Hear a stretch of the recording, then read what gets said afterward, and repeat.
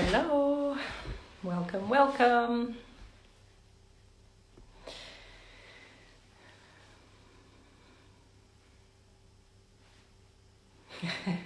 Hi Vishnu, right on time. How's it going? Hi everyone, welcome. How's it going? I'm really excited to get into today's talk. Hold on, I'm just adjusting the light a little bit.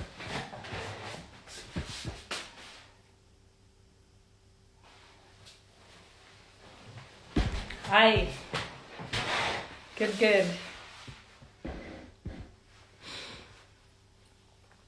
Okay, let us see. Thank you for the hearts, everyone. Let us see, where is the guest of honor, waiting for her to join. In the meantime, tell me where you're tuning in from and how you're doing. Yeah, any questions? Put them in the chat. Yes, hello.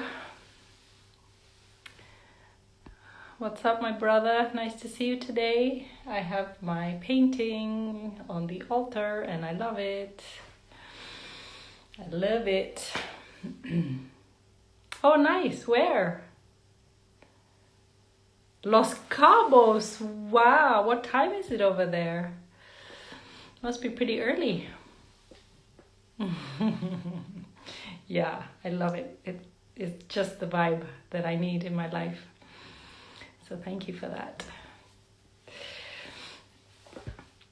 Okay, nice. Very cool. Where is she? Acquelline, if you're on, please send a request to join. Oh, thank you. Yes. I guess this could be a nice time to plug. Please, my friend Antoine, my friend and very talented artist, came in for a treatment today and he's saying, I feel so great, thank you. So I've just on my online booking page made a whole list of offerings for the autumn because you know it's gonna start getting windy and rainy and cold here, so being warm and cared for is just what you need during the change of season. So do come and book an appointment with me. A massage appointment. You can go to my booking page to find out more information. And we are just waiting for Acquelline.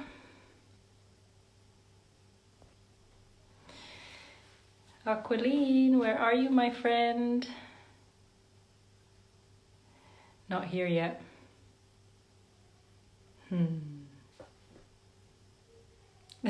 Thanks for the hearts. We can just keep chatting while we wait. But this is such a rich topic that I really want to get into with her. So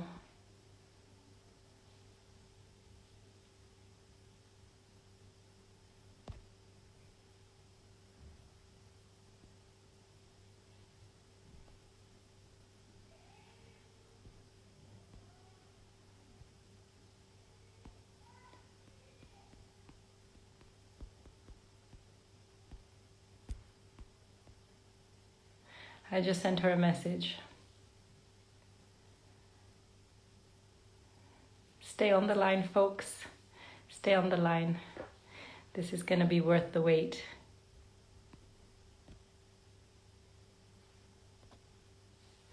How is it over there in Los Cabos?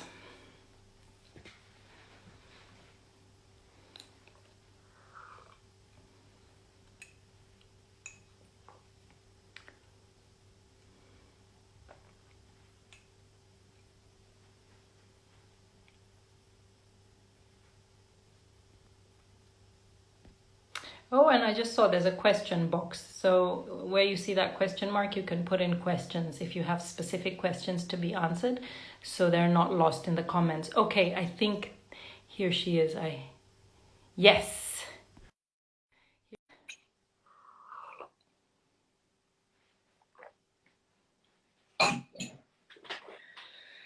Yes, connected. Yes. Hey, sis. Hello. Hi, I was not sure whether I was the one meant to send the request or you were. Oh, okay, no problem. We are here now, and folks were waiting because this is such a relevant topic that people are really Mm-hmm. excited to dive into. So, you look amazing. First off, can I just say, love, love the frames, love the head wrap. Thank, thank you.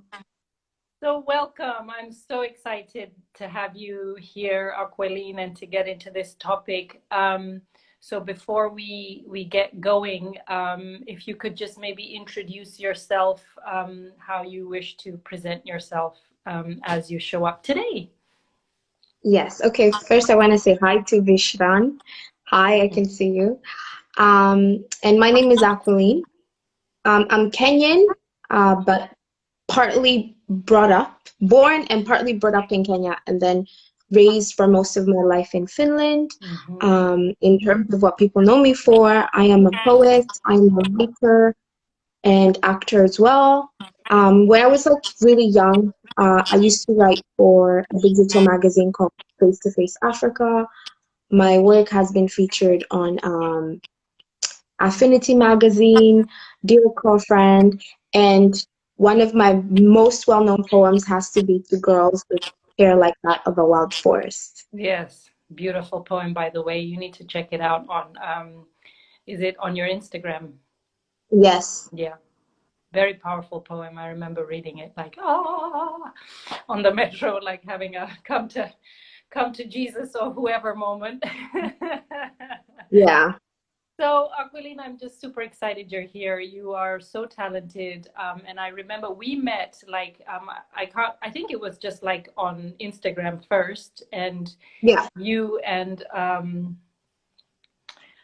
oh gosh, I'm forgetting the name of the co-host of Maya. Maya, that's right. Y'all reached out to me to come speak on your talk show, the I Know show. Yeah. And I remember just reading the questions that you asked around yoga and various themes and topics. And I was like, whoa, like, first of all, these are extremely layered, leveled, thought out questions, like the depth, Mhm. just the thoughtfulness put into them. I mean, I can see that like you have really done your homework. You're really doing the work. And this is why I was just really excited to have you on. And in Right. particular, something you wrote some months back, which I reposted, and I would just really Mhm. love for us to kind of unpack it, um, Right. and have you speak on it. Right. It's what you wrote about Finland. And Mm-hmm. so I have it up here on my Facebook just behind the screen. So I was Mm-hmm. wondering, like, first of all, I'm just curious. Can I ask how old were you when you moved to Finland from Kenya? I was 10, Okay, about to turn 11. okay, So pretty much all my sense of knowingness has happened in Finland. right. Like that, self-actualization and that gaining of identity has Yes. happened here. Very interesting. Funny coincidence, I was 10 when I moved from Kenya to the US. So it's kind of Okay. a parallel history where all my knowingness was self-actualized in the US context. So that's Yeah. another thing we have in common. Okay, so how do you want to do it? Maybe I'll just read the paragraph and then have you break it down and just kind of like we can discuss these points. And again, folks, if you have Right. questions, go ahead and put them in the comment or then the question box so that we can attend to those a little bit more or in an organized way. Okay, Right. so here's something that Acquelline wrote not long ago regarding Finland, let's just say. Whenever I criticize white Finns or Finland in general, I am usually met with a response, quote, if you hate it here, then why don't you go back to where you came from? Mm-hmm. Familiar, which is expected but completely beside the point. Okay, so let's break down what's going on here as you see it. Right. Well, like I said, I'm Kenyan. I identify as Kenyan, but I also identify as Finnish, right? Mhm. And And I do understand that not a lot of people will understand that. Like I like not a lot of people will understand how that works. However, even if I claim Finland is my home, there's always going to be that person who's going to be like, go back to where you're from, right?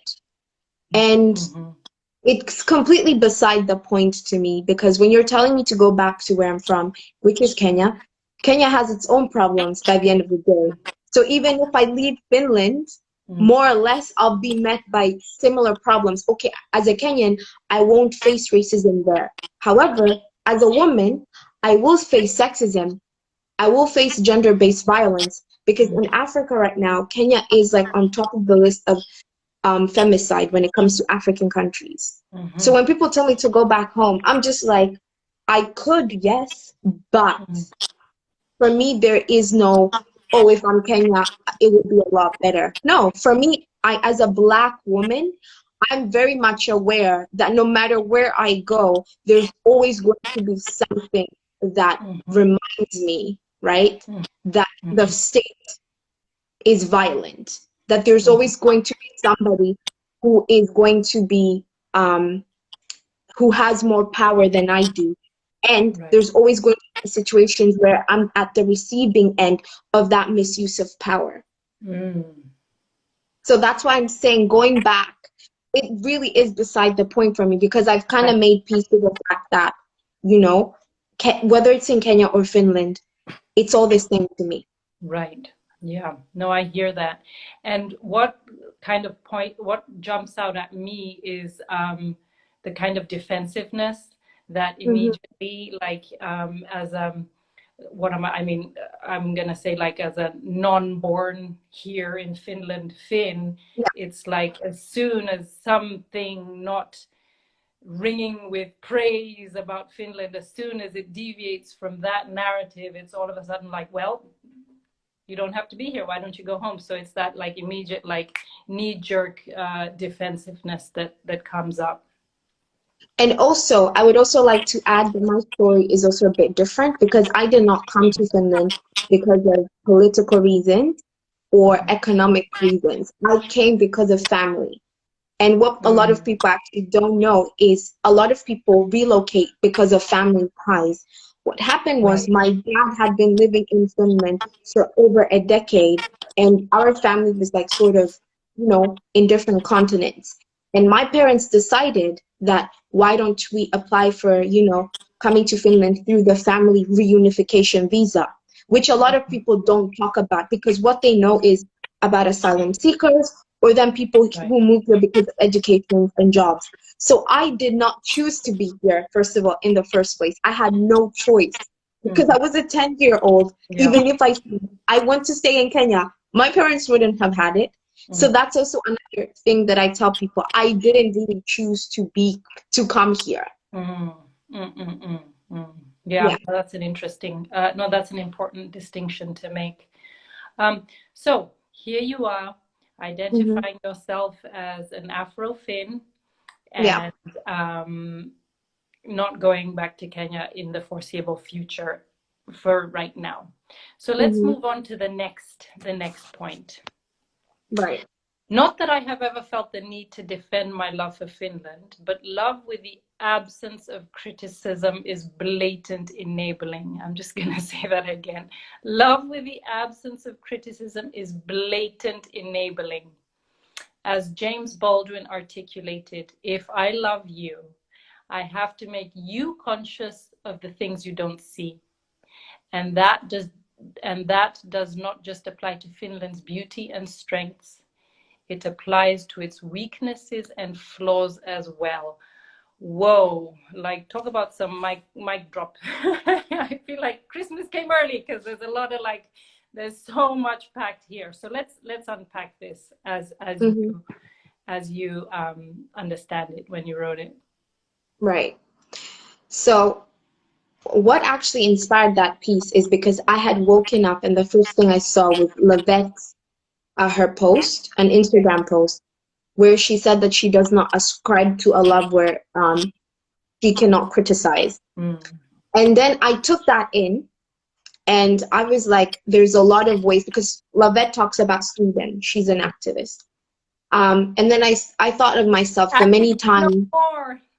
well, that too, activists no more, She's but she's been doing a lot yeah, of work. amazing work. Yeah, she's now Yeah, identifying as an educator, but that's another story for another day. right. But when I thought about how that is in alignment with my values and my values in regards to Finland, because when we talk even about love in its purest form, or for me being in interpersonal relationship with somebody, I will not ascribe to a love where I'm not going to let you be aware. Because here's the thing, as human beings, we perpetuate a lot of harmful behavior, whether we are aware of it or not. And now that I'm aware a lot of these things, if you're my friend, if you're my lover, if you're my relative, I will make you let it know. And sometimes it's not even a personal attack. Sometimes I'm just letting you know, like, hey, did you know what you're doing is actually hurting somebody else? If I cannot be able to do that with you, then I cannot be in community with you, because that is the whole point of being in community with people, is you want to see them grow, you want to see them thrive. And when somebody is telling you, like, hey, I want you to do better, it is an invitation. It's not an attack. The way I see it, it's an invitation. Of course, does it have to be done in a way that soothes somebody's ego? Not all the time. In regards to politics, in regards to Finland, I personally feel like there needs to be a lot of disruption. And the thing is, a lot of white Finns are not gonna like the way we ask them to do better, specifically myself, because I feel like the way I do it ruffles a lot of feathers. It can be considered abrasive. However, the purpose of it is I'm asking you to do better. Right. Whew.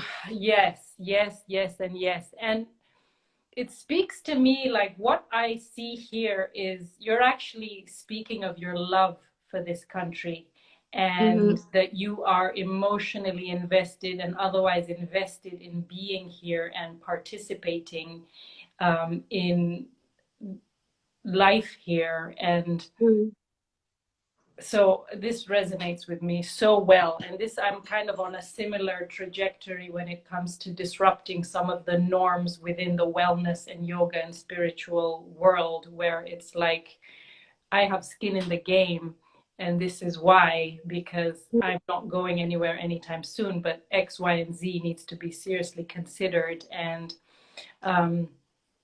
so I resonate with this a lot, as well as owning not just the beauty and the strengths of a place, but as well taking care to the weaknesses and the flaws. Absolutely. And here's the thing, because I'm a very spiritual person, you know, we talk a lot about seeing the light, the love and light, but I am a believer in shadow work. Absolutely. And when you do shadow work, you're recognizing that as a being, as an entity, you are not only, I don't like to say the word dual, but I say you're a multiverse, multitude. Yes. So you are capable of being an angel to somebody, and you're capable of possibly doing something very harmful that that person may regard you as a demon. Yeah. So when we talk about it in terms of politics and countries as well, I am very, very nervous when I see all this propaganda in Finland about it being the happiest country, because it makes me nervous. How is it serving white Finns? How does you spreading all this propaganda about your country, saying, you know, you've got everything, it's the best country in the world, how does it serve your people if you're not going to look to yourselves and look at the flaws and everything wrong with this country? Because one thing I know about Finland, and I'll say this, Finland was colonized, but Finland is also a colonizer. And two things, two truths like that can exist at the same time. Finland likes in school, because I studied here, in school we were taught that Finland was colonized. But where is that education about Finland being a colonizer? Where is it? How about reparations for the Sami people? How about all these missionary work by Finns volunteerism. There are actual businesses set up in Finland of people my age going to Kenya, yes, Kenya, to do harmful things, right? All in the name of, you know, Christianity, whatever. But we don't talk about this. Oh, Yet, well, but honey, you see, you just did. You just did. I love that, and I think this is why I wanted to have you on, because you just say it like you see it, and you say it like it is, and it is, of course, following the bigger pattern and the bigger structure where, right. And you know, I'm not gonna lie, the first 5 years of my life here, I've been here 10 years now, the first 5 years I was totally, because I didn't have a counter, I was drinking the Kool-Aid of like, Finland is so this and Finland is so that. And then my only point of reference was the US. And then it was that kind of weird like comparison game. Well, yeah, compared to the US, there is this.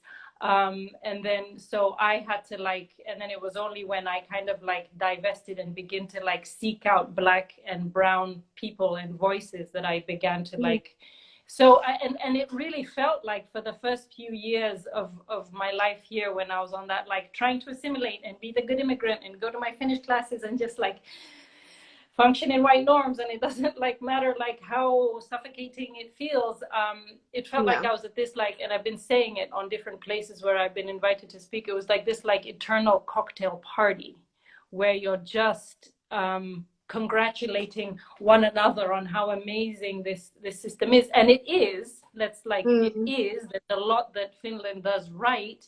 And I'm also just concerned that all the right stuff blinds us as a collective to what needs to be examined and disrupted and addressed. Of course. And also one thing that back to, you know, spirituality is that all across history we learn that people who have been abused, in the case of Finland being colonized, are actually capable of being abusers and perpetuating abusive behavior. Absolutely. Now, a lot of people don't like to take that into account, because usually what a lot of people think is if you're abused, then you'll have enough empathy to not abuse other people. But that's not how it works. Absolutely not. It's not the way it works. And I can say this as a person who is very much familiar with abuse. Like, it takes a lot of shadow work. It takes a lot of healing, because that's another thing that Finland needs to do. Collective shadow work and collective healing. Absolutely. And then also for them collectively to seek forgiveness from the Sami people, right? So when we talk about all those things, they don't like, you know, to talk about it. And that's why I'm saying, how does it really serve them? In like the next, let's say 50 years, I'm very interested to know where Finland will be if they continue going down this path. Because it's so easy to criticize, you know, America, right? So easy. Yeah. But we don't see how all the things that are happening, how they are perpetuated here on a very macro or micro level. But it's a very Nordic way. You know, we talk about Nordic simplicity, right? Well, everything about them is simple. Even their racism, even their microaggressions are very simple. They're very macro and micro that you will not see them unless you're really, really used to the Nordic way of living, you know? And when we talk about, you know, racism, we talk about all these isms, what people don't understand is there are laws set in place in Finland that are exactly here to go against lives of Black and brown people. When we talk about racism specifically, what I'm very displeased with is people talk about individual racism, right? Yes. But we're not talking about the systemic enough for me. We're not talking about the laws set in place in education. Finland does have a great education system, but it has problems. And I say this as somebody who has studied here. That's like, right. I have been through the system. Yeah. I have a sister who's been through this system. I'll give you an example. So in Finland, in high school, there is the final exam, the matriculation test. What people don't know is if you have any learning disability or if you have dyslexia, like my sister does, you cannot be you cannot take that test to determine that you have a learning disability or dyslexia, because they only do it in the Finnish mother tongue. So anybody else's mother tongue that is not Finnish and you suspect you have a learning disability or dyslexia, you cannot be helped. And what that means in high school, for the final exam, usually people with learning disabilities are given extra time and extra support. So you are not given that care. You're not given that community care. You're not taken to those classes where people with learning disabilities are offered that collective support. I know because I had a friend we all suspected, even our Finnish teacher said, we really think that you have dyslexia, but he was like, unfortunately, this is the way it is in Finland, and you cannot be helped. My sister has dyslexia, so if she had gone to high school, and this is one of the reasons I told her not to go, she would not have been helped, because there are these laws set in place. In the history of Finland, they haven't figured out a way to have this test in other languages. Can you believe that? What that means, they're black, brown kids suffering all the time. They're being failed by this system. Because your mother tongue isn't Finnish. And somebody asked me, a white Finn asked me, because she's half Finnish, half German. She was like, well, it's not really to do with race, because I also have two mother tongues. So her two mother tongues are Finnish and German. And I didn't do the test, even though I have a learning disability. And I was like, okay, fair. But do you see, you as a white person, if you are being failed by the system, what does that mean for black and brown people? And this is what I need white Finns to realize. If your own system is failing you, then what chance do black and brown people stand? So when we say there's a problem and you're trying to counter argue, ask yourself, if I as a white person with all, my class and whatever, I don't stand a chance. What chance does a black kid or a brown kid stand there? Yeah, salient point. Powerful. Going back to the issue of abuse and trauma, it almost feels like, it's like when you're bullied in school, and you turn around, or you're, having abused at home and you're at school being the bully. It almost has, it's like that, like you kind of do what you learn. So if what you learn is abuse, if you've been abused and that's what you learn, that's what you put out. So it's like, yeah. And I've been studying a lot about the topic of trauma, and I've been talking about this with a lot of people. There really has not been a collective healing from the recent history of the wars in Finland. It was really like, okay, time to get to work and build the economy and get this country going. But that processing and resolution of trauma, I don't think has been addressed. And the case in point, what you had talked about, like what has been baked into the laws that's not actually serving anyone. Yeah. As much as they could be. Did you want to say something, or shall we go to the next part here? Yeah, we can go on to the next one. Okay, so then that was your first point. Secondly, no one is beyond criticism or reproach, not my close family, friends, or even my motherland, Kenya, and certainly not me. So this to me is like, talk about keeping oneself accountable. First beginning with self-accountability, and then going out to family, friends, and mother, even on the country, nation, state. So in your words, can we unpack this part?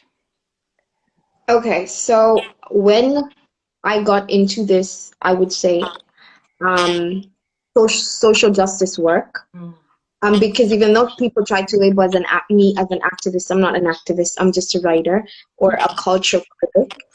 I realized that it's very, very easy to get caught up in this loop of criticizing everybody else except yourself. Oh. And one thing I know for sure is social justice work has actually made me look within myself and see what harm I've caused onto others. And it has really made me have to reflect and also really work on myself on a personal level. Um, because I feel as though, especially as a, cis straight woman, Mm. it is very, very easy, and I've been talking about this very lately.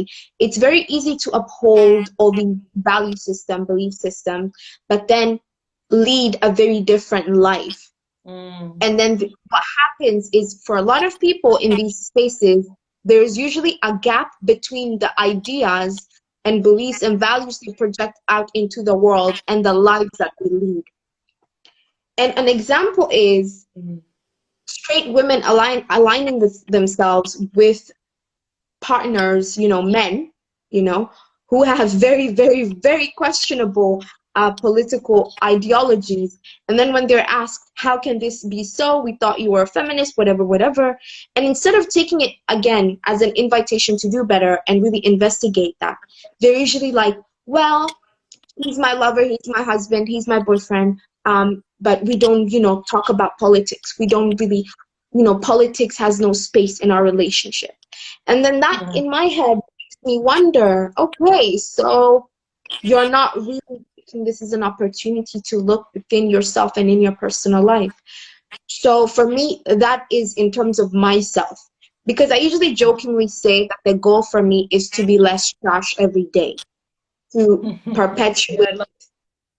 Yeah, like I that love is the goal. Because mm. ultimately, we do partake in a lot of, unknowingly, in a lot of harmful things. Like the fact that our smartphones, it's child labor. The fact that I own a smartphone, it's made out of material that, it's exploitive, child labor, whatever. But my point is, you really have to look within yourself, Mhm. and also, the people around me. Like I said, if I want to be in community with you, we really have to have these discussions. And luckily for me, I have friends who I continuously have these discussions with all the time. And also, like my sister, my mom, we talk about these things a lot. And also in terms of Kenya, like I said, I'm Kenyan, but in a lot of ways, I'm very much aware of how trash Mm. Kenya is and Mm. its politics and Mm. the system. And I'm not afraid to call that out. However, because I really don't live in Kenya, I know my place. I Mm. don't want to overtake, or I don't want to overtake or be overly pretentious. So usually I'll just amplify the voices of the people that I know who are doing a great job there. Right. But in terms of what's happening in Kenya with brutality, femicide, I'm very much aware of that. Yeah.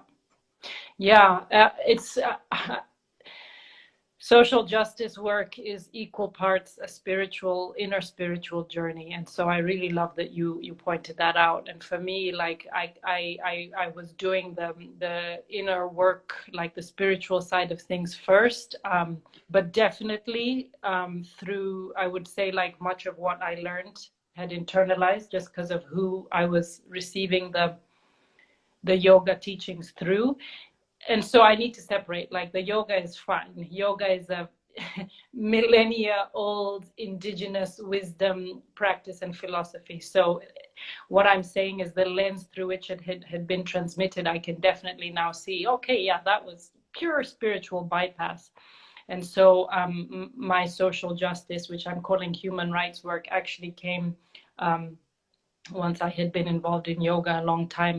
And so I could see, like, going into these spaces, it was like, wow, like if the internal side of this kind of work is missing, Mm, then a lot of harm is being replicated in the mm, name of making the world better. And so that was cognitive dissonance for me, because I was just like, let's make the world better, but I'm really angry and I'm gonna, like blame you and this, and but it's for love and peace and like better world and like rights. And I'm like, something is not quite like stirring the Kool-Aid here. So this self-accountability is beautifully said. And so let's go to the next one, the last paragraph here. With that in mind, and I love this, I have taken to describing Finland as an egocentric young adult.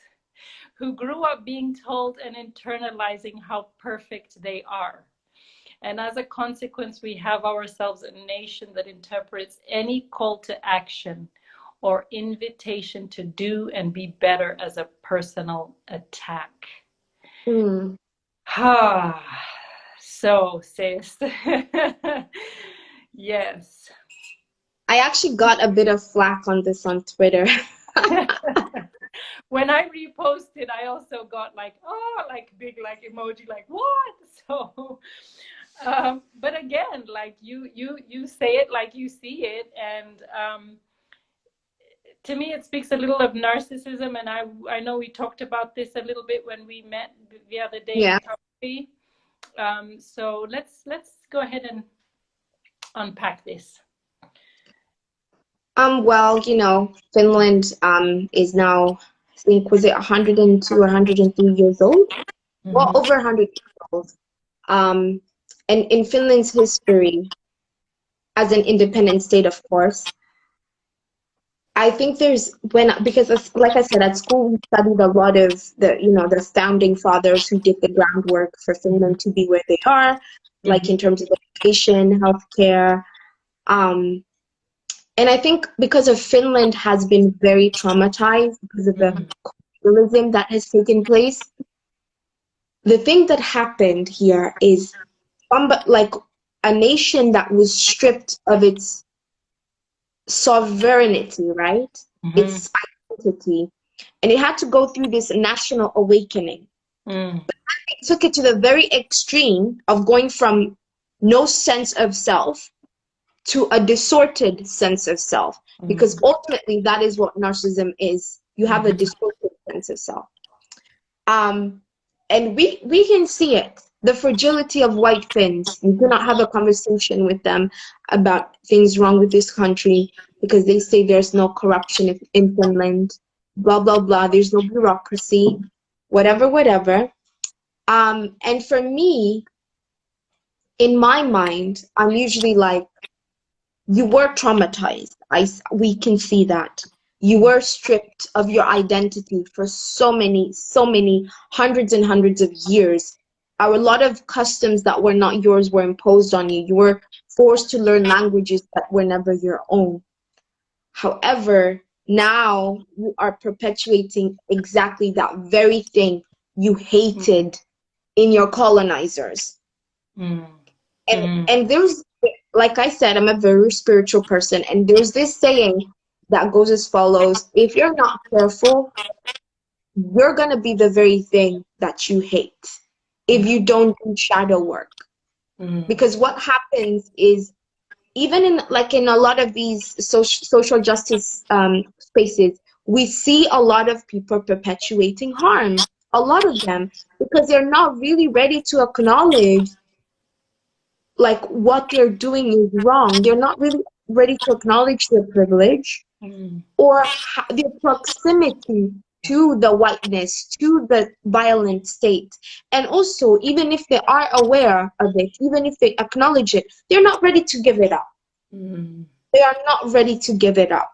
And one thing I was talking about, when we also talk about Finland, we like to talk about, the white Finns, but they are foreigners, I'll say, and I'll use this very loosely. So non-Finns who have come here from wherever parts of the world, regardless of race, who have money, who are very classed. They have the capital. And they have the capital to start businesses here in Finland. And I'm going to speak this from a place of extensive experience. And what happens is they start businesses, and usually those businesses are usually in the restaurant industry. So they will start restaurants, they'll start, cafes, bars, whatever, you name it, whatever have you. And usually they will seek out fellow foreigners or immigrants. And the reason that is why is because they're the easier ones to exploit, and they are not aware of the rights and the laws in Finland. And currently, that is a very ongoing thing with the berry pickers in Finland who come from India, Thailand, wherever. Now, in terms of the restaurant industry, you will see a whole restaurant you hear people speak English, Spanish, whatever, and that is because they're all immigrants, you know? Yeah.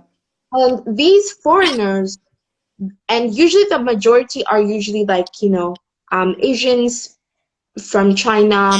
You have people like the Turks, Indians, like people who are very well off. And one example is the Milik Club near the railway station. That club is known to have people have had, you know, altercations, racially charged with the bouncers, whatever.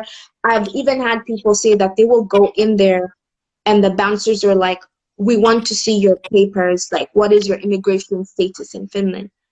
And I've been there myself, and I can tell you they are very rude. However, the owner is Indian, right? So we have this establishment that has white bouncers, but the owner is Indian.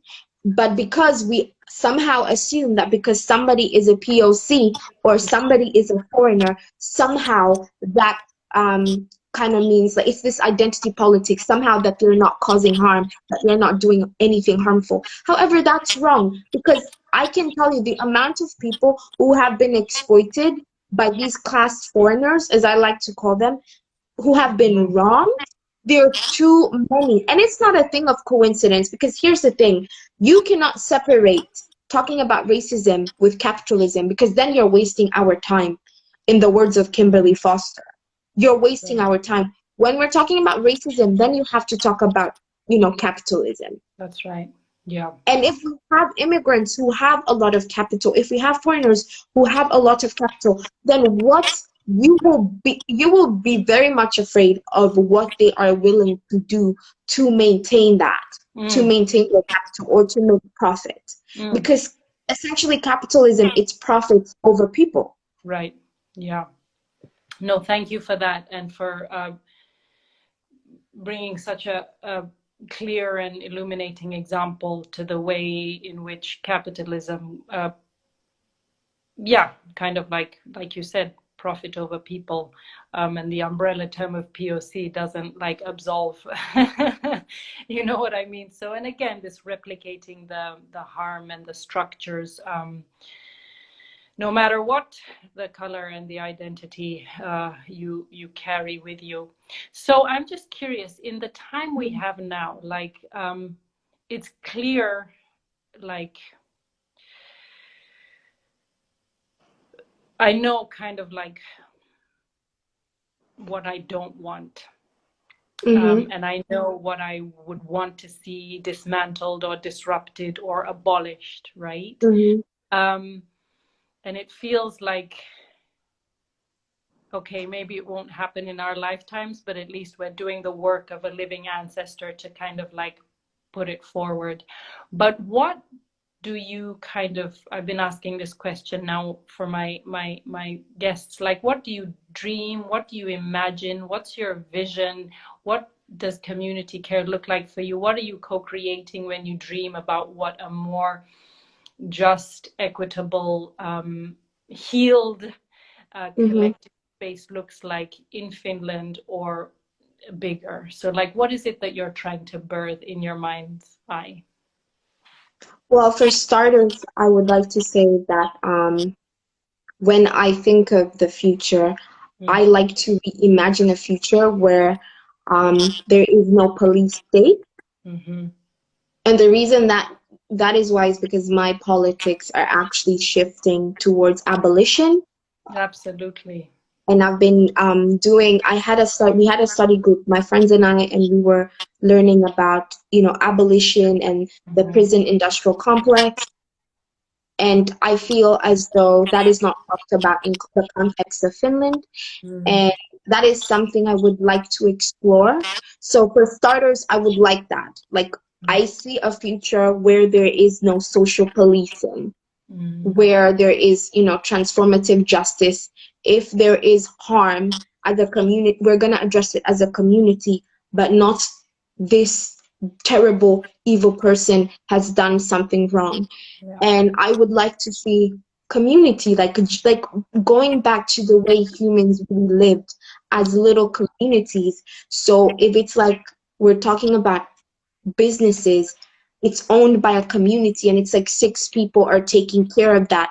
So it's not just this one person who has power Yeah. over. Yes. Yes. So Beautiful. that is what I see. And I would like, a place where people can just be, a Mm, Finland where people can just be. Because mm, I feel like as an Afro-Fin, there's usually a lot of performance with our existence, yeah. performing that you are very much the other, or performing that you're very much a Finn. And I just want a place where I just have to be. I don't have to explain myself. And there's really no gaze. Mm, Like just the way I feel like around my friends. I don't have to explain why we do certain cultural things. I just am. mm, And there really isn't that colonizer lens, like yeah. explaining why things are so. Mm, mm. Beautiful. Beautiful. And in terms, you've now touched upon your spirituality quite Hmm. as a kind of, I've just noticed this as a beautiful golden thread throughout the conversation. How does your spirituality inform this vision of this vision that you have in your mind? Like, where does spirituality play its role in your? Well, for me, actually, spirituality, interestingly, a lot of people use, for them, it's to ascend. But Mm-hmm. for me, spirituality is to descend, Ooh. to remind me of my limitations as a human being, Mm, to remind me to honor the body, which in itself is a vessel. mm, And a lot of people like to, ascend, their spirits. But I'm sorry to break it to you, but there's a reason why you are here in this moment as a human being. mm, And for me, my spirituality is to always remind me of that, mm. never to forget that, to affirm that. Because, like I said, if you're not careful, you're gonna, float in the clouds and get stuck there. And then one of these days, somebody's gonna come and be like, you gotta come back down. Mhm, Um, mhm, of course, I see a lot of spiritual bypassing in the community. Um, but for me, as a Black woman, it reminds me of my limitations. But it also reminds me that because of my limitations, I know I am aware that I'm a spirit. mhm, I'm aware of my vastness. I'm aware of my abundance. mm, But there is a reason why I'm here. And also, my spirituality is also it kind of gives me that grounding, that sense of grounding. mm, Because it's very easy when you're doing all this work to lose yourself. And mhm. what happens with a lot of activists, and that's why I don't blame Lavette for not, continuing to be one, is they end up being so ungrounded. Yeah, yeah, And that's why some of them just lose, like they just lose their sense of footing in this world. So it does give me that sense of grounding, like for instance, chakra work, all that stuff. hmm. Beautiful, Yeah. beautiful. Yes. Um, Thank you so much. Is there anything that you wish to say or ask me or ask the folks? If you're still there, you have any comments or questions, we'll kind of wrap up here because the time is of essence. Thank you so much for coming, Acquelline. This was beautiful. Um, and where can people find you and your writing if they wish to learn more from you and see what you're up to? I know you just had a poetry reading not long ago. Is anything like that coming up? Hopefully, but usually just my Instagram, Acquelline, that's where I update anything in regards to everything outside of what I do, like in real life. I Mm-hmm. usually active the most on Instagram, so it's Acquelline. And that's where I post my updates if I have anything new in regards to poetry. This year, I'm trying to get back to that place of really putting out things because I had taken a break for a very long time because I Mm-hmm. really needed that sense of grounding. Yes. And now that I am grounded, I'm trying to get back to what I was doing. Beautiful, beautiful. I love that. Yeah, the grounding element, the embodied aspect of spirituality is so key. So I really resonate with that. Like we are here and we got some hearts for that one.